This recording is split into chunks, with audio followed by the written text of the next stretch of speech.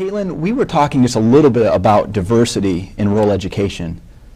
Do you have any thoughts about that?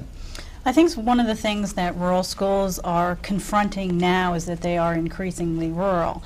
And that's both in terms of their socioeconomic status of the students that they serve and also their racial and linguistic and ethnic diversity.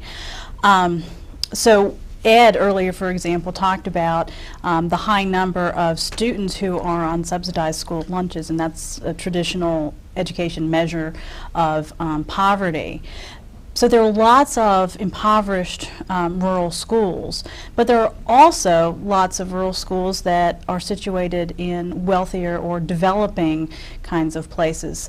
One of the things that rural schools struggle with, particularly those that are poor, it centers around resources and not being able to afford the programming and the professional development that wealthier districts and schools do.